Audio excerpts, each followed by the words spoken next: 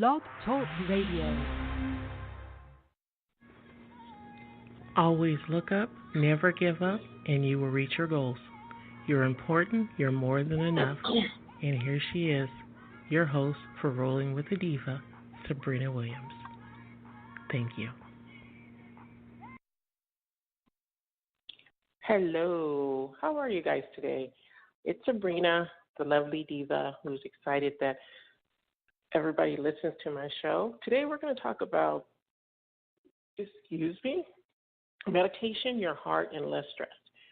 Did you guys know that stress can actually impact the way that your heart reacts and causes your blood pressure to rise? And today we're going to talk about how to defeat that. We're going to play a song, and then we're going to come back to Rolling with a Diva. Here we go.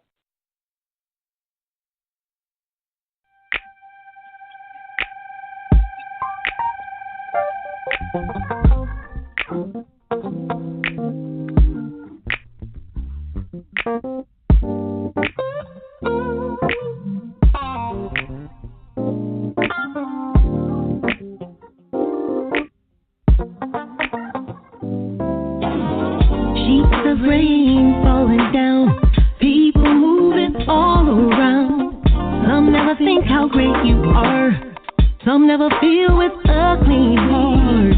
With all that you do and all that you've done, the fact that you gave your only son, you think they'd all cry, glory, hallowed be thy name, most excellent, most God.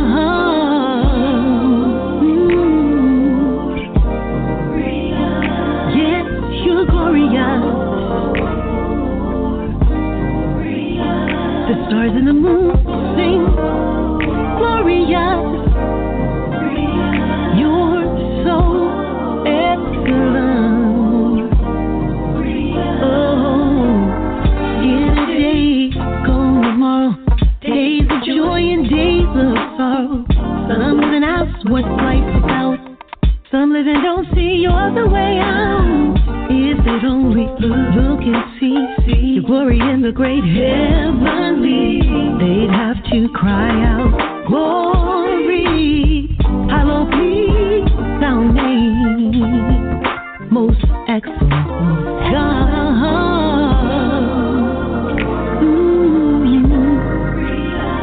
Yes, you're glorious. The mountains clap and the hills sing. Gloria, you're so excellent. Oh, you are.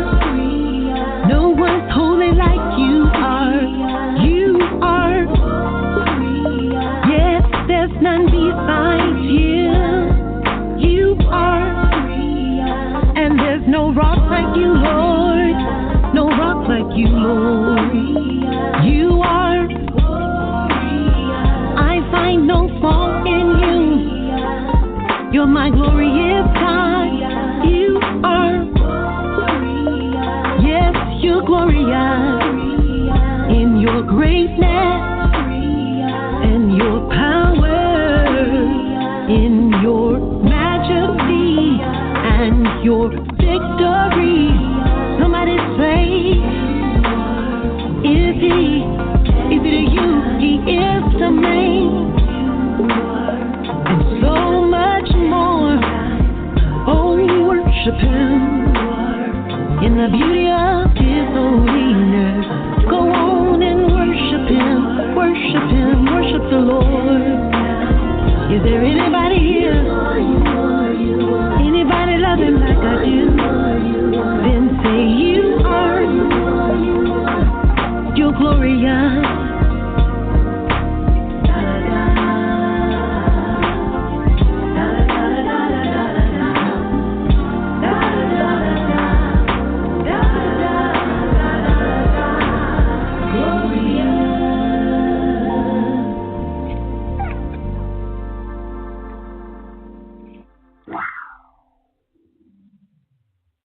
All right, we're back. So I'm going to read you guys something that I wrote in regards to what we're going to talk about today. Life is full of challenges. We put pressure on ourselves for perfection. Stress is real, yet stress is not to be feared, but embraced. When I first started NCEP, Nevada Community Enrichment Program, I was very stressed, but as the weeks went on, we were told how to rethink, retool, and relook at stress. Today, we start with the impact stress can have on you, how to control and listen. And we're going to listen to a video by Kelly McGonigal and some other authors. These are on YouTube, and the videos you're going to hear are not mine. They will be identified by the person, so please always give acknowledgement to where you got the videos. But we want to talk first. Let's just talk about meditation and why it's important. The American Heart Association advocates a regular meditation practice to help lower stress and your risk of cardiovascular disease. You notice as you sit quietly that your body calms and your heart rate lowers. A lower heart rate is usually an indication of more relaxed state of being. But there's also, if you don't take care of your heart, and then you may be at a higher risk for having a heart attack, a stroke, or other body problems. These are not definite, but these are things that you should really understand.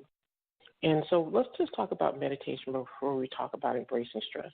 Meditation should be used for any area of your life where you seem overwhelmed or where you need to have your body at a relaxed state. Meditation techniques are increasingly popular practice that may be useful in preventing or reducing elevated blood pressures. Transcendental meditation and mindful-based stress reductions may produce clinical significant reduction in systolic and diastolic pressures. One is an upper blood pressure and one is a lower. You guys can look up that information on American Heart webpage. So how do you do a heart meditation? First, you follow these simple steps. You begin by sitting in a comfortable position, closing your eyes. You could do this on your sofa if you're at work. You could just take a few minutes, close your eyes, and just sit there. You could be in your car. For just this moment, let go of your thoughts and the outside world. Let your mind go to a place that's safe for you, calm for you, and you love a lot. Focus your attention on your spiritual heart center in the middle of your chest and be aware of your heart as a space. Focus on your breathing and focus on trying to be in rhythm with your heartbeat. When you do this, you need to just continue to breathe in and out. And we talked about that, breathing through your nose and out your mouth. There are websites that talk about yoga, Pilates, and different forms of mindful meditation. But meditation doesn't always mean moving your body. It could just be in a state of prayer. I truly believe that if you know God or you have a higher power, that you're able to calm yourself through prayer, through music, or through journaling. You are an important person. You're more than enough. And I just want to remind you of that. So today, what is stress? Can it be stressful? Yeah, stress is anything that impacts you where your muscles are tight, your back is tight, so on down the road. We all have our indicators for stress. But how do we how do we learn to embrace stress? Because stress can be a very helpful component to us. Well, we're going to listen to Kelly McGonigal in how to make stress your friend. Okay? That's one thing we're going to go on with this. And then we're going to listen to some other people, such as Tony Robbins, and then I'll identify the other ones. Take for what information you want. I will play little parts of their videos, and then you guys can go to them. Okay, here's Kelly McGonigal.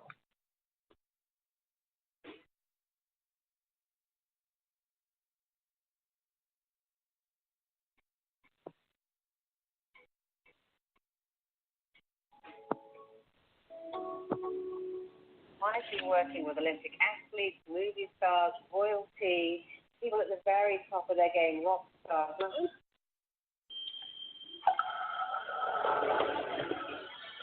And this was on a TED channel.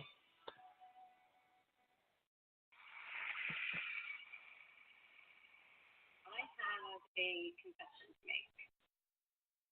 But first, I want you to make a little confession to me. last year, would you just raise your hand if you've experienced relatively little stress? Anyone? Mm-hmm. How about a moderate amount of stress? Who's experienced a lot of stress? Yeah, me too. But that is not my confession. My confession is this. I am a health psychologist, and my mission is to help people be happier and healthier.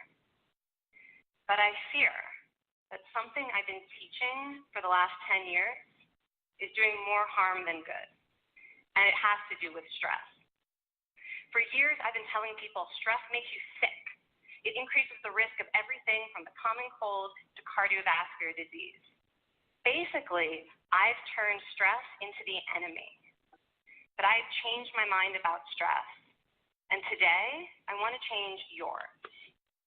Let me start with the study that made me rethink my whole approach to stress. This study tracked 30,000 adults in the United States for 8 years, and they started by asking people how much stress.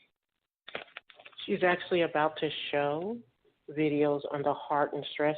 So when she asks certain questions to the audience, they'll raise their hand, but she'll be pointing to a video. So, but again, you can find this on the YouTube channel, and it is by, hold on a second, because ads pop up when you're trying to do things. It is How to Make Stress Your Friend by Kelly McGonigal, and that's Kelly is just spelled Kelly with a K, McGonigal. This is part of the TED Talks. This is not my video. This is hers, and I just want to make sure we all understand it. We're back to listening to Kelly. Stress you experienced in the last year. They also asked, do you believe that stress is harmful for your health? And then they used public death records to find out who died. Okay, some bad news first. People who experienced a lot of stress in the previous year had a 43% increased risk of dying. But that was only true for the people who also believed that stress is harmful for your health. People who experienced a lot of stress but did not view stress as harmful were no more likely to die. In fact, they had the lowest risk of dying of anyone in the study, including people who had relatively little stress. Now, the researchers estimated that over the 8 years they were tracking deaths, 182,000 Americans died prematurely, not from stress, but from the belief that stress is bad for you. That is over 20,000 deaths a year. Now, if that estimate is correct, that would make believing stress is bad for you the 15th largest cause of death in the United States last year, killing more people than skin cancer, HIV, AIDS, and homicide. You can see why this study freaked me out. Here I've been spending so much energy telling people stress is bad for your health. So this study got me wondering, can changing how you think about stress make you healthier? And here the science says yes. When you change your mind about stress, you can change your body's response to stress. Now, to explain how this works, I want you all to pretend that you are participants in a study designed to stress you out. It's called the social stress test. You come into the laboratory, and you're told you have to give a 5-minute impromptu speech on your personal weaknesses to a panel of expert evaluators sitting right in front of you. And to make sure you feel the pressure, there are bright lights and a camera in your face, kind of like this. And the evaluators have been trained to give you discouraging nonverbal feedback, like this.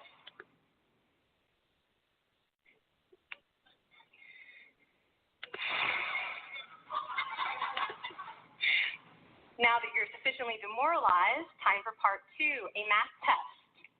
And unbeknownst to you, the experimenter has been trained to harass you during it. Now, we're going to all do this together. It's going to be fun for me. Okay. I want you all to count backwards from 996 in increments of 7. You're going to do this out loud as fast as you can, starting with 996. Go. Go faster. Faster, please. You're going too slow. Stop. That guy made a mistake. We're going to have to start all over again. You're not very good at this, are you? Okay, so you get the idea. Now, if you were actually in this study, you'd probably be a little stressed out. Your heart might be pounding. You might be breathing faster, maybe breaking out into a sweat. And normally, we interpret these physical changes as anxiety or signs that we aren't coping very well with the pressure. So I'm going to stop it right there. We'll continue in a second.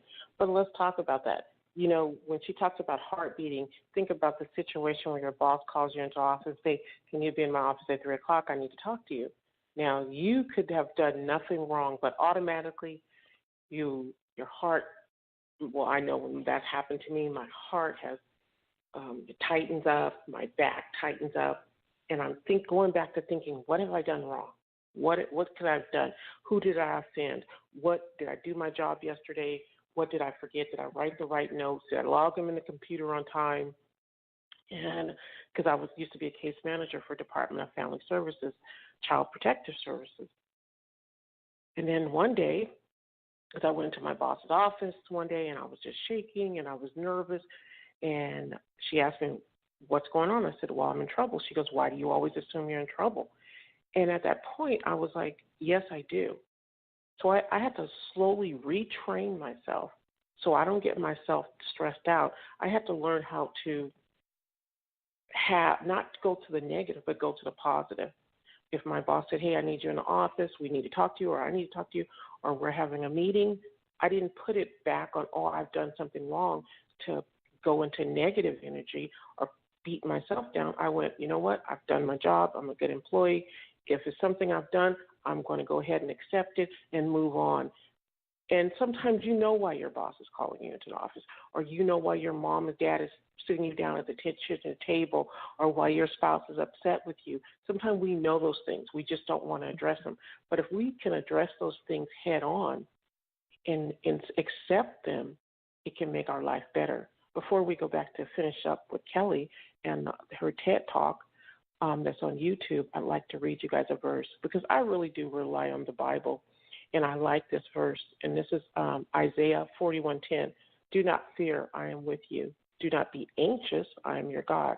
I will strengthen you, I will help you, I will uphold you with my victorious right hand. All right, we're going to play a song, and we'll be right back.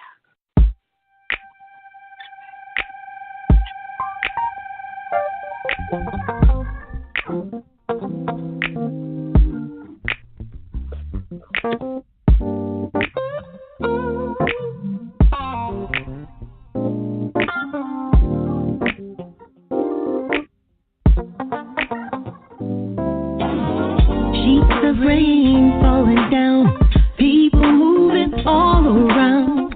Some never think how great you are.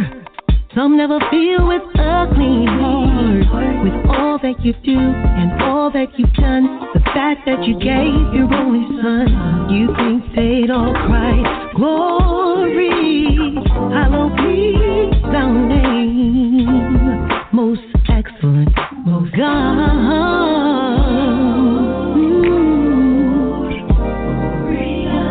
Yes, you're glorious. The stars and the moon sing glorious. You're so excellent. Oh, in a day, gone tomorrow. Days of joy and days of sorrow. Some living out what life's about. Some living don't see you're the way out. If they'd only look and see your glory in the great heavenly, they'd have to cry out, glory, hallowed be thy name, most excellent, most God.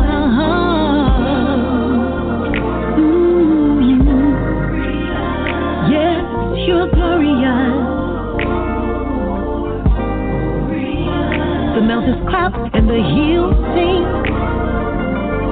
Gloria, you're so excellent. Oh, you are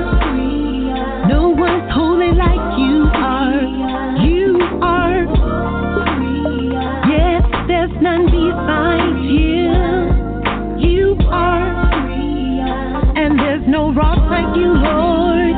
No rock like you, Lord. You are. I find no fault in you. You're my glorious God. You are. Yes, you're glorious in your greatness and your power, in your majesty and your victory. Somebody say, is he? Is it you? He is the main. And so much more. Oh, worship him in the beauty of his holiness. Go on and worship him, worship him, worship the Lord. Is there anybody here? Anybody love him like I do? Then say you are. You're glorious.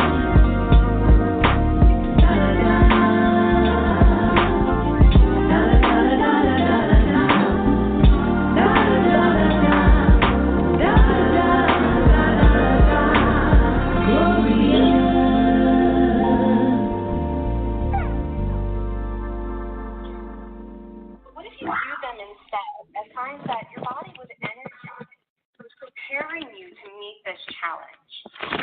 Now, this is exactly what participants were told in a study conducted at Harvard University. Before they went through the social stress test, they were taught to rethink their stress response as helpful. That pounding heart is preparing you for action. If you're breathing faster, it's no problem. It's getting more oxygen to your brain.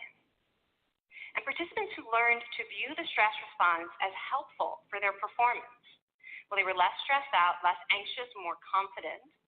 But the most fascinating finding to me was how their physical stress response changed. Now, in a typical stress response, your heart rate goes up and your blood vessels constrict like this.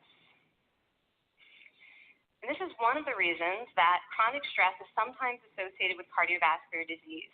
It's not really healthy to be in this state all the time. But in the study, when participants viewed their stress response as helpful, their blood vessels stayed relaxed like this. Their heart was still pounding, but this is a much healthier cardiovascular profile. It actually looks a lot like what happens in moments of joy and courage. Over a lifetime of stressful experiences, this one biological change could be the difference between a stress-induced heart attack at age 50 and living well into your 90s. And this is really what the new science of stress reveals, that how you think about stress matters. So my goal as a health psychologist has changed. I no longer want to get rid of your stress. I want to make you better at stress. And we just did a little intervention. If you raised your hand and said you'd had a lot of stress in the last year, we could have saved your life. Because hopefully the next time your heart is pounding from stress, you're going to remember this talk, and you're going to think to yourself, this is my body helping me rise to this challenge. And when you view stress in that way, your body believes you, and your stress response becomes healthier.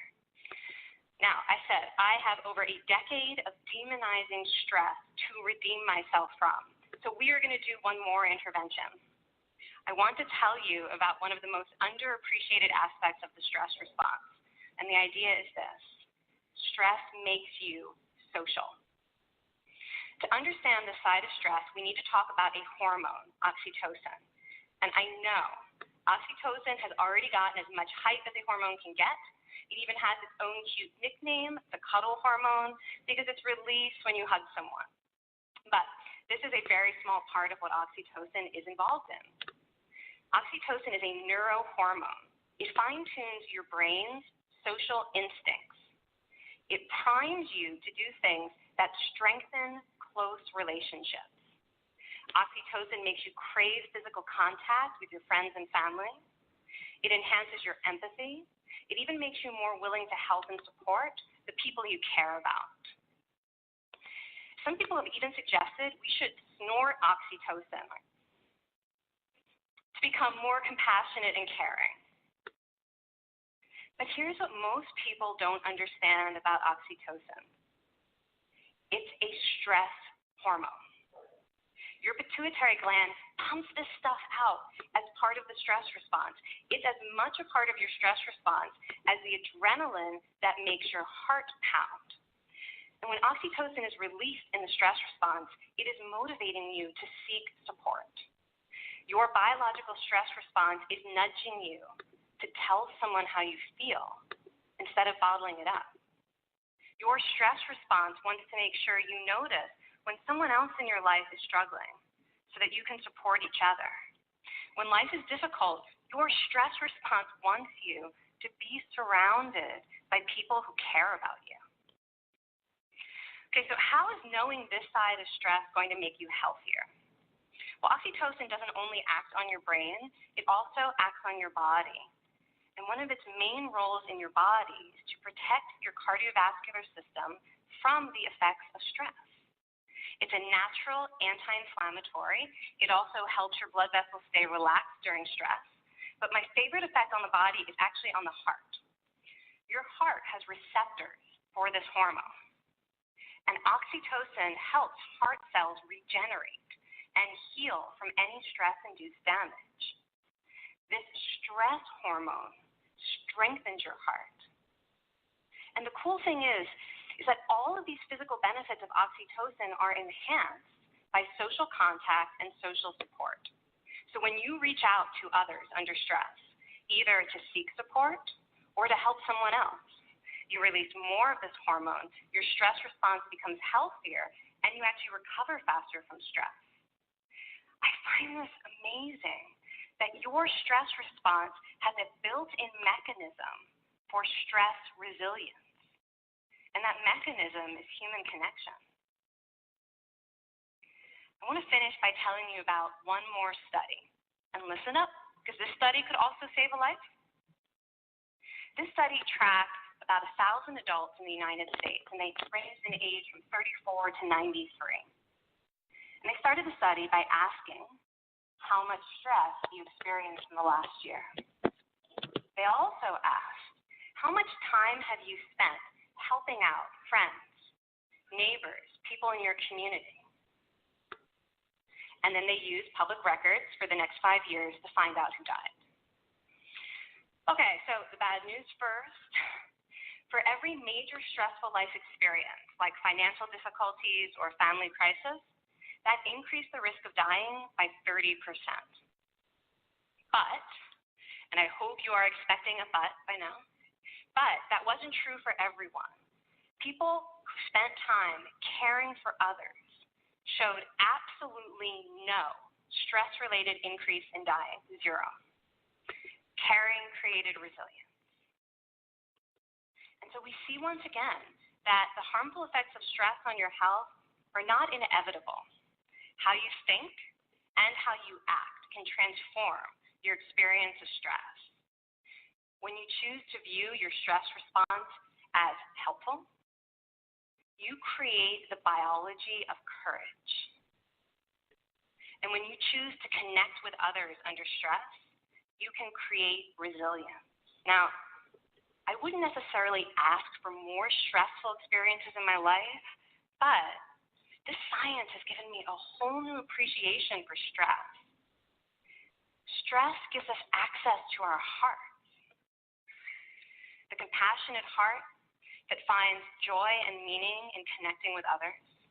And yes, your pounding physical heart working so hard to give you strength and energy. And when you choose to view stress in this way, you're not just getting better at stress, you're actually making a pretty profound statement. You're saying that you can trust yourself to handle life's challenges. And you're remembering that you don't have to face them alone. Thank you.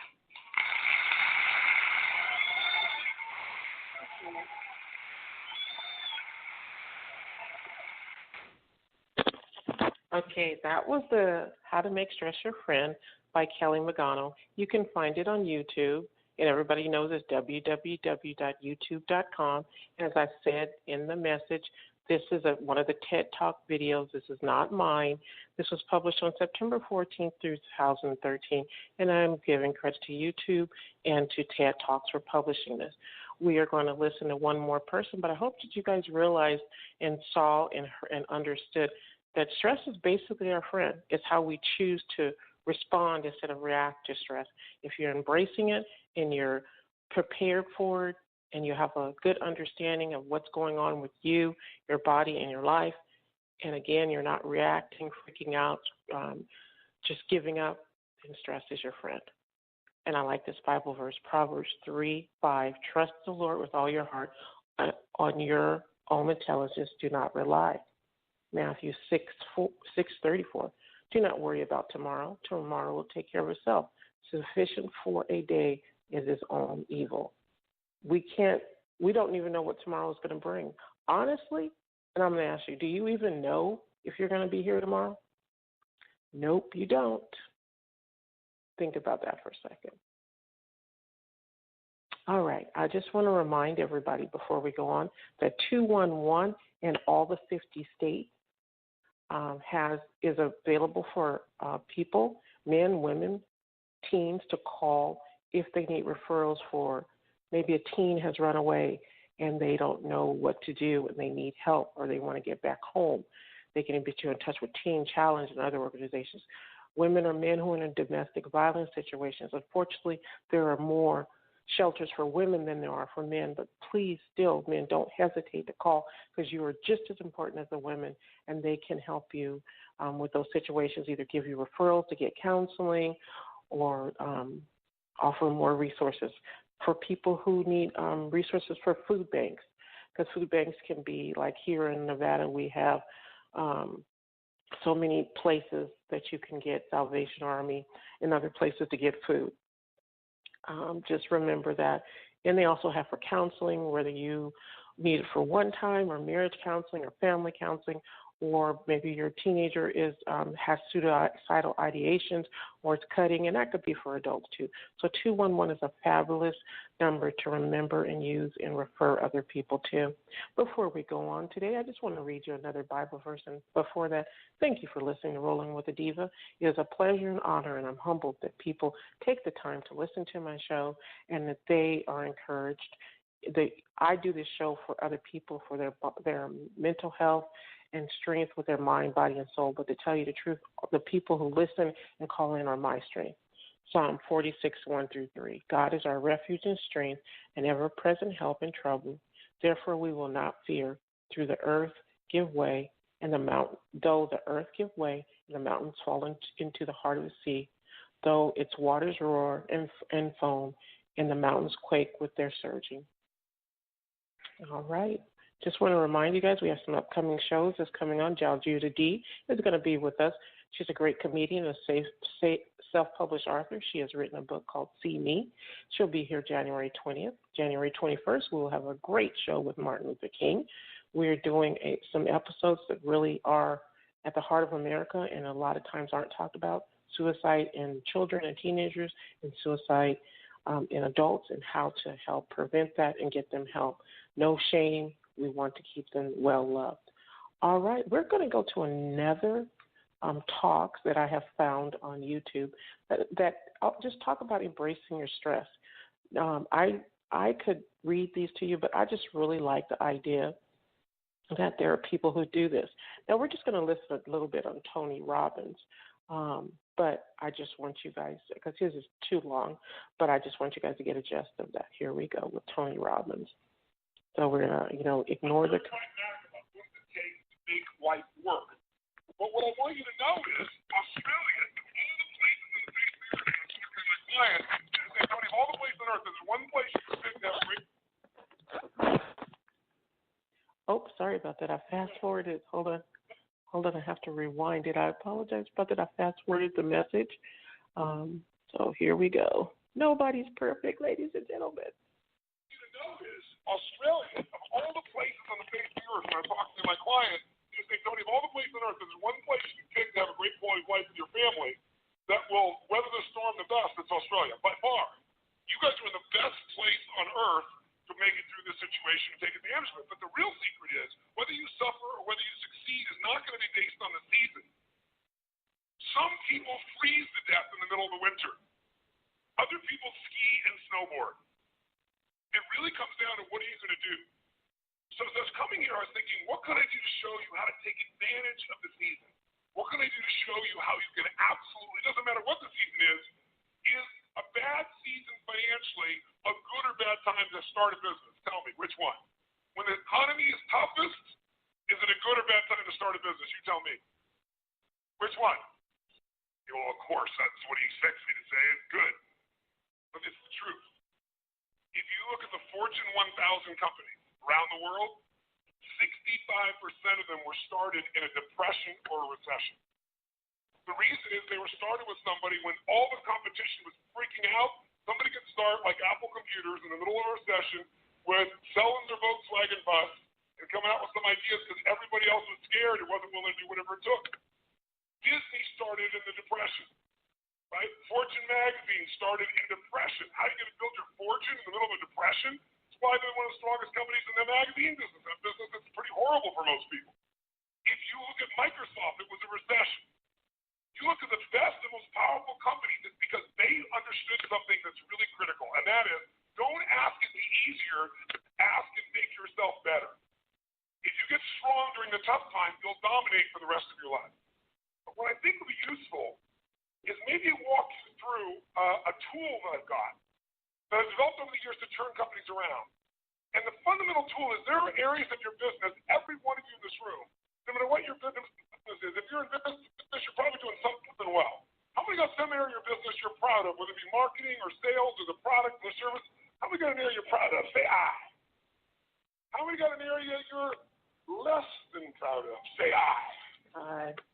The challenge is, where does our energy go? To the areas we feel most skilled and powerful in, or least skilled and least powerful in? Which one? No, our energy tends to go to the areas we feel most powerful. We do what makes us feel good. We do what we feel. I'm going to stop right there, and then I'm going to let him continue on. We'll listen to him for a few more minutes.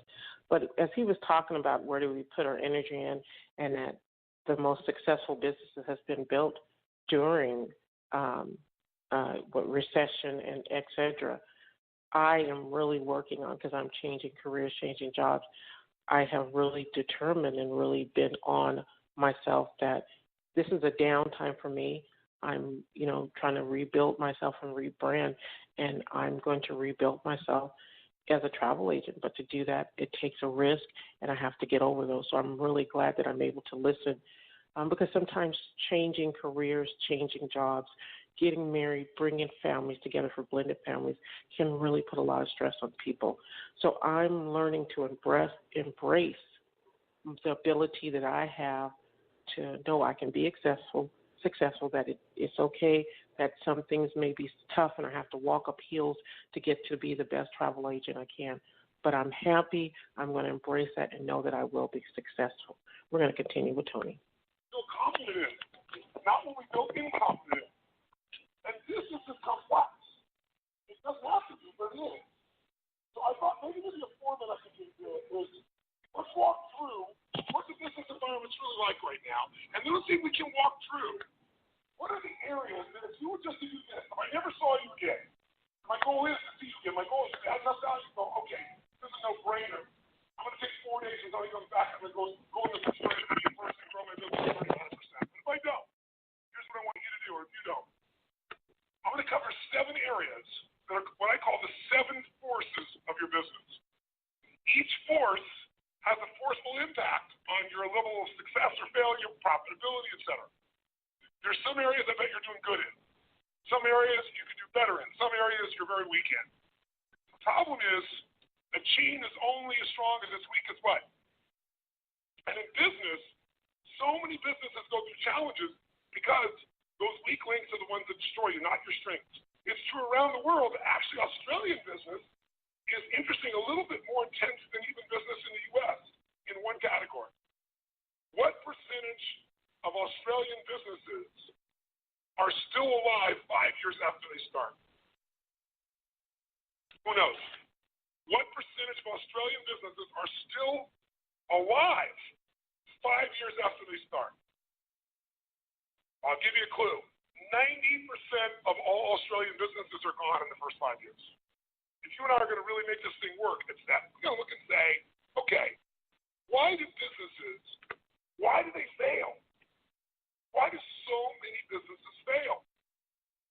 Why is it? I mean, good intentioned people, smart people, strong people, and yet they still fail. And maybe they had good products, good services, they had great advantages when they started. They may have been successful for 3 or 4 or 5 years or even 10 years. And now they're gone.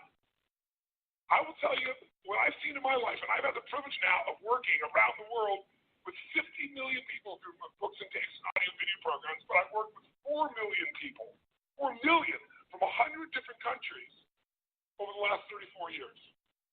I can clearly tell you there's patterns you don't miss when you've been with that many people and that many businesses. And the one pattern I can tell you above anything else is most businesses fail because they fail to anticipate what's coming. Write that down. Write down anticipation is the ultimate power. If you fail to anticipate, no matter how smart you are, you're going to end up reacting and your business will pay the price. And the price in the sport we're in is death of the business, just like a gladiator. Now, what do I mean by this? Maybe I can show you what I mean by giving you an example that more people could relate to. I want you to sit up in your chair with some energy. So I know you're going to sit up in your chair with some energy. Make sure the person next to you's got some energy. And I want you to yell out, I, if this describes an experience you really have. And I want you to be honest. If it doesn't describe an experience you have, don't say anything. But if it describes an experience you have, I want you to raise your hand and go, I, all right? So here's my question. How many of you in this room have ever experienced the total and complete humiliation that comes when you play a video game against a child? I. How many have this experience? Say I. How many have this happen more than once? Say I. Who always wins when you play a video game against the child? Who? The child. The child. Why? Because they're smarter, quicker, faster. In fact, don't even tell me why. Think about how the process occurs. First of all, you don't play many video games, so you're smart. You don't offer to be a part of this game. It usually occurs because one of your children, or you maybe you're an aunt or an uncle to someone, or friends, and they say to you at Christmas time, Auntie, Unc, somebody, Mom, Dad, play this game with me. And you say, no, I don't play those games. You go enjoy it. I'm no good at it. They go, no, it's really easy. Let me show you. And they hand you this little gun. They go, bam, bam, bam. You just shoot guys just like that. It's so easy. And they go, come on, do this with me. And finally, you acquiesce. And then what happens? You should know you're being set up when they say, you go first. And what happens? You pick up that gun, and these aliens come at you, and you're dead usually in about 3.8 seconds. Now the child takes the gun. What happens?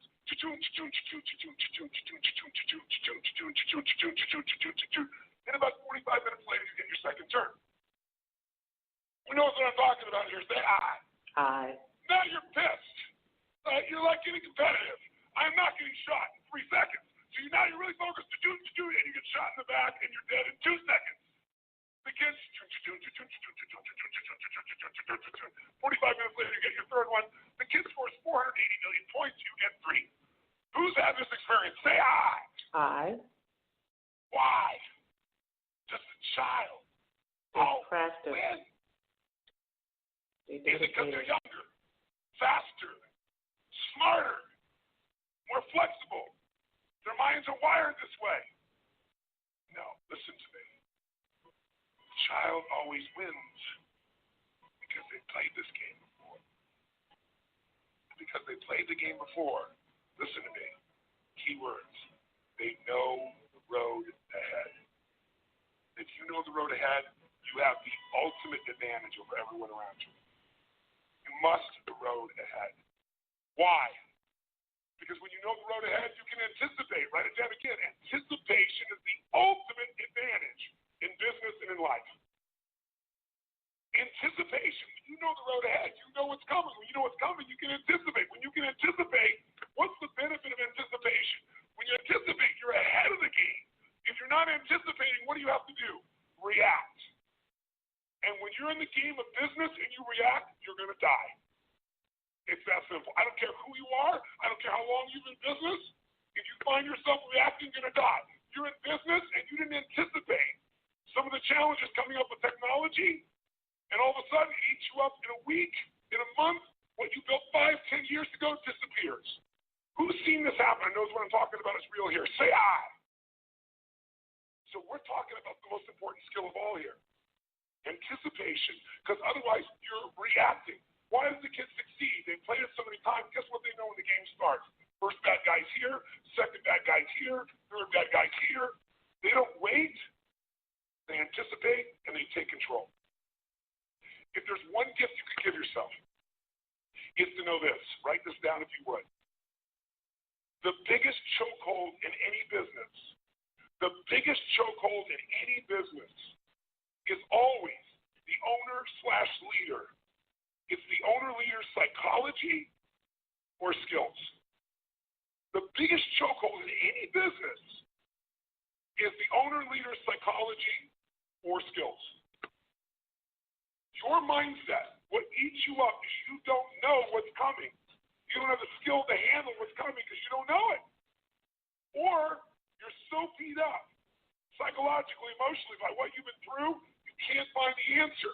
So as a result, you end up with a story that limits you. You end up in a state that limits you. What's stopping the business, another way of saying this is the story, the state, and the strategy of the owner or the leader. If you change that owner-leader's state, story, and strategy, you change everything. If you don't, you're not going to succeed. So Bill Gates is a gutsy bastard.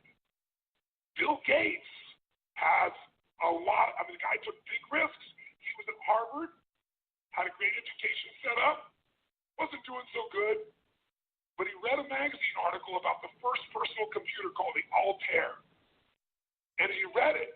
He said, you know what? I think this is the future. He anticipated the changes that would come in the future. But he had guts, and he took a risk. That's why he's who he is. He called the guy up and he said, listen, I see you got this new computer. You guys need software for that. He said, I've written software for it that'll make it run perfectly. Was that true? Yes or no? Total bullshit. He made it up. He was just being gutsy and saying, if I tell the guy I've got software and he says, come see me, I'm going to figure out how to do it. Pretty ballsy. Sure enough, the guy said, bring it to me in 3 weeks. So he had 3 weeks to come up with software, he and his partner. And he worked around the clock. And literally, when he went to Altair in New Mexico to show this software, he didn't have a computer to test it on. He didn't know if it was going to work for sure. Thank God for his future, it worked. It was a gutsy, risky thing. He invested all his time and energy. He blew off his school. He did everything. And thank God for him, it worked. But that didn't make him wealthy. You know what made him wealthy? Something called MS-DOS. MS-DOS was software that he did not write. He bought MS-DOS that made him $3.5 billion for $50,000. Bill Gates bought it for $50,000 from somebody else. He saw IBM and he was studying his competition. And he said, they think they're in the computer business. And I think the computer business is going to become a commodity at some point in the future. I want to control the intelligence that controls those computers. So what I'm going to do is I'll offer the software and I'll just go buy it from this kid over here. Now $50,000 is a huge sum of money. Most business people don't have guts, they don't take risks, and they don't invest. He said, I got to do this. Rolled the dice, got it locked up, went to IBM and convinced them. Now IBM wanted it. What did IBM want to do? They wanted to buy it from him. He said, no, I'll rent it to you. They said, no. He said, look, you're not in the software business anyway. You're in the computer business. You don't want software. Software changes. You don't know that area. Let me do this for you. The biggest strategic, remember I said your life is controlled by your what? Decisions. That decision made him wealthy. That decision for IBM made them a has-been in a short number of years. You have to anticipate the shift. Am I making sense with you here? Yes or no? So, what's the solution? The solution, listen to me, is constant and never-ending improvement on the areas that control the success or failure of your business. Constant, never-ending improvement. It doesn't have to be huge, but it has to be constant.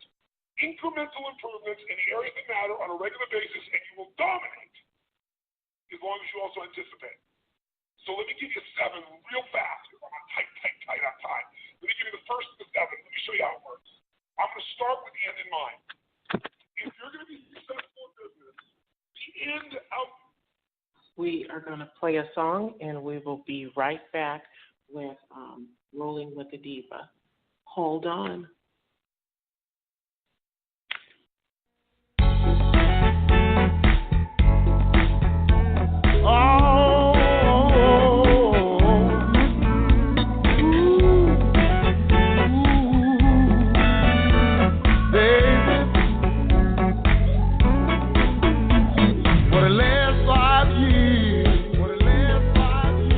I've been waiting for you.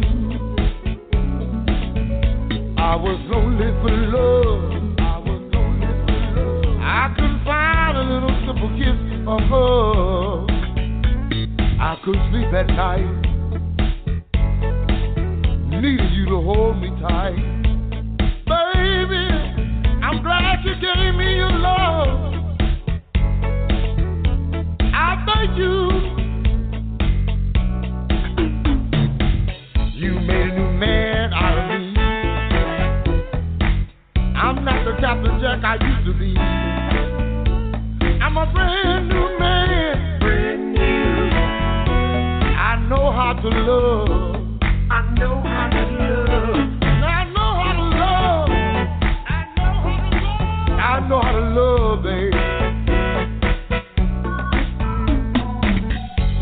Baby, if you want me to, I'll work 3 jobs. So I can answer your every call. I'll do whatever you want me to do. You made a new man out of me. I'm not the Captain Jack I used to be. I'm a brand new man. Brand new. I know how to love. I know how to love. I know how to love.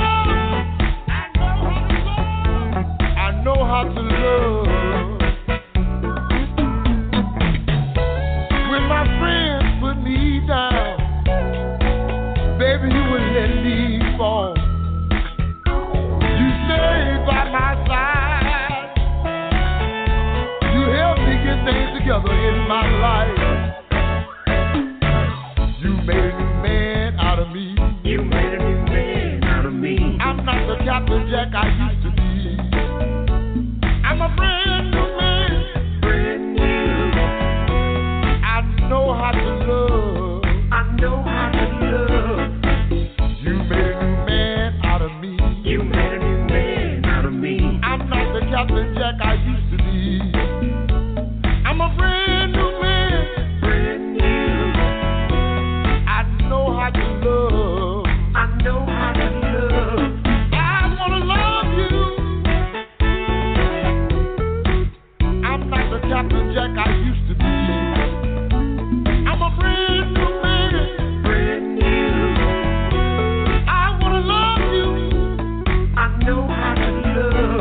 I know how to love me. I know how to love me. I know how to love me.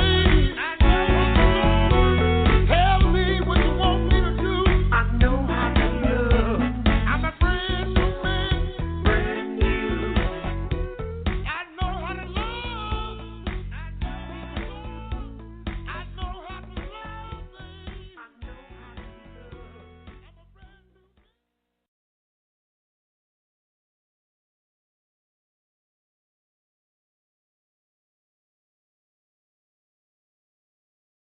I love the songs we play. These are by artists that are indie artists. Some are Christian, some are non-Christian. But the point is that they are great artists. You can look on my web page, or you can look on Facebook, and you can actually see some of the, comedians and book authors and everybody that's been on the show. If you have a talent and you'd like to share and be heard on the radio, please send me an email at cvwtdiva@gmail.com for a non-compensatory fee to be on the air. You're important. You're more than enough in love. We're going to listen to a few more minutes of Tony Robbins, and then we are going to talk about embracing your stress with Jesus Christ. So what makes somebody successful in business is not that they make a sale. If all you do is make a sale, you made a little money. To have a business, it has to be sustained. To be sustained, you have to build clients, or at a minimum, what I would call raving fan clients, raving fan customers. Now, why is the target of all business a raving fan customer? Well, first of all, what makes a human being wealthy in financial terms? What will make you wealthy is only one way to get wealthy and stay wealthy. Add more value to other people's lives than anyone else can possibly do. If you add more value than anybody else, you will have people be a raving fan of your product, service, or company. And raving fans are the best marketing in the world because today, nobody pays attention to advertising unless it's shocking. And even then, it doesn't necessarily sell the product. What sells products today is people telling people this is the best shit you can get. How many agree with me on this right now? Say aye. And you can't buy that word of mouth. You can only deliver it by delivering such an incredibly valuable experience or product or service that people tell everybody about it. The first key to getting to that target, if we're gonna grab hold of our energy and we're gonna race towards this target, is you have to do step number one. Step one in a business is you got to know where you really are. You got to know where you really are, and you got to build what I call a business map. Now, what do I mean by a business map? Well, think of it this way. How many of you in this room have a 5-year business plan right now for your company? 5-year business plan. Raise your hand. Now, a group of 9,000 people, I'm seeing maybe a dozen hands. The reason you're seeing a dozen hands is because even if you have to do a 5-year plan, it's bullshit. And I'm not being disrespectful. It's bullshit. Why is it bullshit? Everyone tell me. Why is a 5-year business plan in the world we live in today total bullshit? Why? Because the world is changing so fast, you have no clue what's going to be here in 5 years. You're kidding yourself. So what do you throw up your hands and just hope it works out well? That's a disaster too. What you need is a business map. A business map means you understand the territory. You understand what's happening, where it's happening, so as you're moving along, you can adjust with that map to get where you want to go as the environment changes. The way you frame what business you're in to yourself is the single biggest limit in your business, and I promise you it's limiting who you do business with as well. You know, if you ask Peter Drucker, one of the greatest business geniuses of all time, he used to say, there's really only one question, maybe two in business. The question is, what business are you in and how's business? You must control the meaning within yourself, within your team, and then the way you market it. You can't do that until you're crystal clear what business you're in. And every 7 weeks, you should be digging deeper what business you're in, or you'll ask a third question. What business do you need to be in? Because let me tell you something. You didn't experience in 2008 in Australia what the rest of the world did, but you're going to experience some of what the rest of the world has experienced coming soon. You're going to experience it in your real estate market. You're going to experience it in your shares market. Okay, you guys, because that's a long message from Tony Robbins. I just hope you guys got the gist of just like Kelly McGonigal told you guys. Basically, you're in charge. You can't give up. You have to embrace the stress of what's going on. Tony Robbins' video is on YouTube. It was published August 14, 2017, and it's called Tony Robbins, How to Embrace the Grind. Tony Robbins Motivation. The 3 things that he talked about here, you guys can go to YouTube and listen to the rest, is the grind, understanding the grind, life is a marathon, not a sprint, and challenge your mindset. There are 4 others, but you guys can listen to that. All right, I'm going to read you guys a couple more Bible verses, and then I just want to, before I do that, I want to remind you to embrace stress and to have it be a part of your life where you can just even laugh at it. You have to write down your goals if it's for work, right? Life situations what could happen, positive or negative. Now rethink how to embrace the ones you see as negative and how your body might react to them. Revamp with scenarios in your mind that are positive. You're more than enough. Choose to respond instead of react. Anticipate life, areas of your life. Pray and let God be your guide. To me, the most important thing that you can do is anticipate in life that God got up on the cross for you. He didn't, when God was making the world, He anticipated that we would have sin. He put something there for us, which was Jesus Christ to get up on the cross and die for our sins and rose in 3 days. And no other person in history or before or since will ever do that. And so if God can anticipate, and He dealt with it, and Jesus knew what was going to happen because He even asked God to take it away, but God did not. He anticipated His stress, but He took it. So can you. Nehemiah 8:10, do not grieve, for the joy of the Lord is your strength. Proverbs 18:10, the name of the Lord is a stronger tower. The righteous run into it and are safe. For I know, and Jeremiah 29:11, which is my favorite verse, for I know well the plans I have in mind for you of the Lord, plans for your welfare and not for woe, as to give you a future and a hope. These Bible verses I thought were really awesome, and they were from the website www.pulse.ng, and they were 7 verses to get you through stressful times by N.S. Udoing, and it was published 3/13/2017. I just wanted to make sure that you guys are able to go to that site and read that. And he's still talked about, as we all know, life is filled with highs and lows. With the ongoing different things that are going on, most people are experiencing the low part of right now or the high part, but life can be embraced, can be enjoyed, and learning to embrace your stress is a beautiful thing. All right. Now we're going to play one more song, and I want to thank you guys for listening, Rolling with the Diva. You are loved, you are wanted, and you are so, so, so valuable. I've been beat down in life so much. I thought I would never fall in love. You can go a lifetime without love. And as soon as you find someone, here comes someone else. I'm in love. I'm in love now.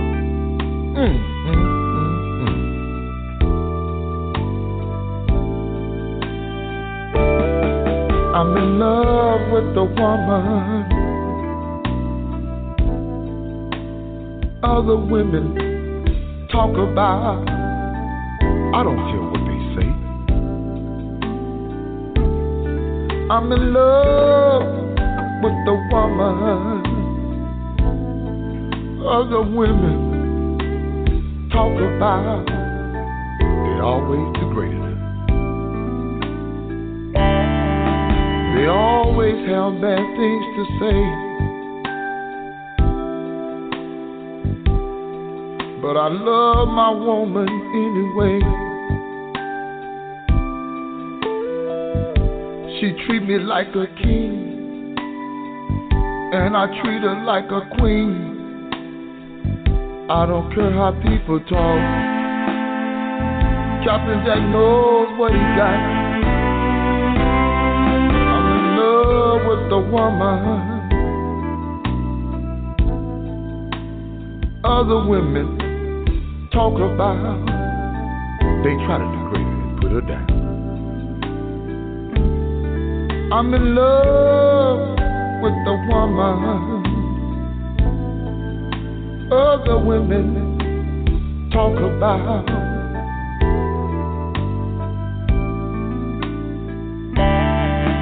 The more they scandalize her name, make me love her even more. She's so special to me. I believe God sent her from heaven above. I'm gonna love her. I don't care what nobody say. I'm gonna spend the rest of my life loving her to be my wife. I'm in love with the woman. Other women talk about. They never have nothing good to say. I'm in love with the woman other women talk about. See, I know she'll be faithful to me. I'm in love with the woman other women talk about. They won't leave her alone. This is Carl Marshall. Now, fellas, if every man would listen to the words of Captain Jack, we could encourage our women today with love.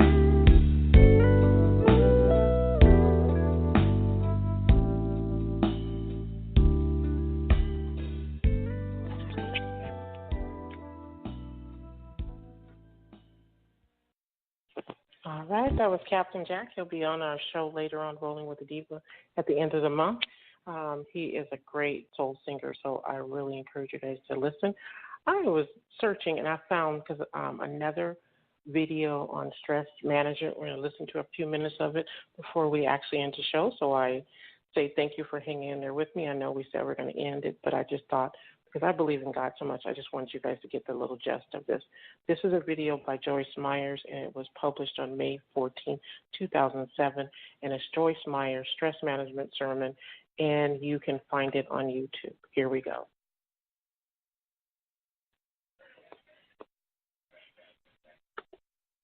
Through paying a counselor, or different medicines, or books, or stress management classes, or seminars, or whatever. I mean, well, you saw the way you reacted. And when I told the worship team what I was going to teach them, they were all like, oh, we are really going to listen this weekend.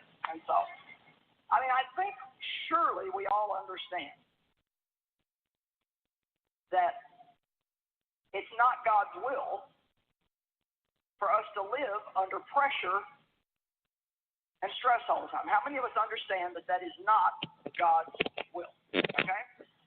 And so it is a disease of our culture, but just because we live in a culture, that doesn't mean that we have to adopt that culture. Now listen to what I'm saying. Otherwise, we just end up making excuses for everything. It's like, well, that's just the way the world is today. But that does not have to be the way your world is. Amen? Matter of fact, I'm going to say that again. You know, just because that's the way the world is today doesn't mean that has to be the way your world is or the way my world is. And I can tell you, if anything's going to change in your life or my life, then we're going to have to take responsibility to change it. Now, I don't mean that we change anything without God. The first thing we always do in every situation is go to God. But I think we get mixed up between what God will do and what He will enable us to do. You see, we are participators with God. We're partners with God. And I really think that a lot of times people think that prayer is just getting God to fix all this. Well, I just don't do anything, or I even just keep doing the same silly things I'm already doing. But now I'm expecting God to somehow get rid of the harvest that I'm sowing in my own life. Am I making sense? And so, when you pray, you have to have your ears open to see what God will say to you about what the root cause of your problem might be. Now, sometimes there's not anything we can do, and if that's the case, then God comes in and does it all. But a lot of times the root of our problem is, to be honest, we're just living with a lack of knowledge. We're living in what the Bible calls ignorance. We're not walking in wisdom. We're doing things, maybe even because that's just the culture we live in, and that's what everybody does, and so we do that. But we have to go back to the Word of God all the time, back to the Word of God. And boy, is Proverbs full of wisdom.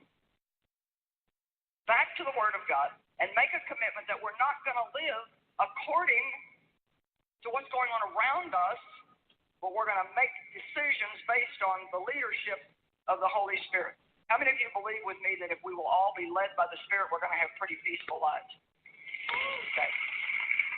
So I'm just going to tell you that I don't have any magic trick to just wave a wand over you this weekend and make all your stress go away. And neither does anybody else who knows the truth. I honestly think sometimes when people go to stress management classes or counseling or whatever, I don't think a lot of times they go with this mindset, I'm ready to make a change. I think it's just, well, I want somebody to solve my problem. And we have to camp here for a minute or this whole thing is going to be useless. I cannot solve your problem, and neither can God, if you won't do what God shows you to do or not do what God shows you not to do. I want you to get this, because this has just been coming to me really strong, that prayer is not just, now God's going to fix all this. I mean, obviously, there are many times when that is what happens, because maybe you're already doing what God's asking you to do, and now God needs to do his part. Prayer is not just talking to God. It's also listening to God, and God does talk back. He may not talk exactly the way we do. God will communicate with you in a variety of ways. God will speak to you tonight through my mouth, if you'll listen. He speaks through the Word of God. He'll speak through a little kid. God will speak through a circumstance. He speaks in all kinds of ways, and we need to pray and obey. There is not one person in this room or watching by television who cannot exchange a life of stress for a life of peace. If you're willing to not just have a magic formula, but really start getting to the root of some of the issues of why you have the stress, and being willing then to make the changes that need to be made with God's help. I'll say it over and over, apart from him, we can do nothing. But I think it's also fair to say, apart from us, he doesn't do much. Huh? Well, I don't know. Are you sure that's scriptural? Yeah, pretty sure it is. May not say it exactly like that, but God tells us to cast our care, not our responsibility. He uses us. He works through people. So I pray to find out what God wants me to do, or if there's absolutely nothing that he tells me to do, then I expect him to do it. But we have to understand that real prayer is not just sitting back expecting God to do everything while we change absolutely nothing.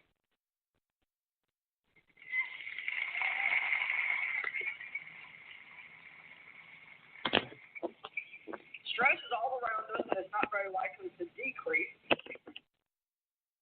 So what is our option? You see, I went for a long period of time trying to change everything around me. And that may be where you're at right now. Well, if you'll stop doing that, I'll have peace. And if you stop doing that, I'll have peace. And if you start doing this, then I'll have peace. If I had more money, I'd have peace. And if I had a better boss, I'd have peace. And it was always something out here. Come on now. It was always something out here that was the reason why I didn't have peace. And really, that takes us all the way back to the Garden of Eden. Blame. Well, the woman you gave me, she gave it to me.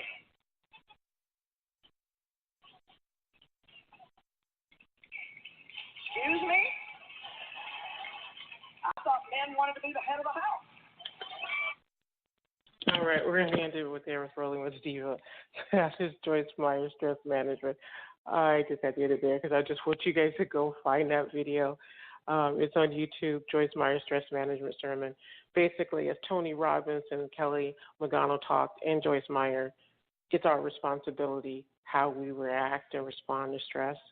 And whether it's in a business sense, a Christian sense, or whether we're at work, the bottom line is embracing stress can give you peace of mind, body, and spirit. Thank you for listening to Rolling with a Diva. I hope you guys have a fabulous day. Join us on Sunday. We are going to be talking about some fabulous topics, and we are just going to be enjoying great music. As I said, during this month, We're going to have some really great shows. I'll read a couple of them to you guys. On Sunday's show, it will be, drum roll please,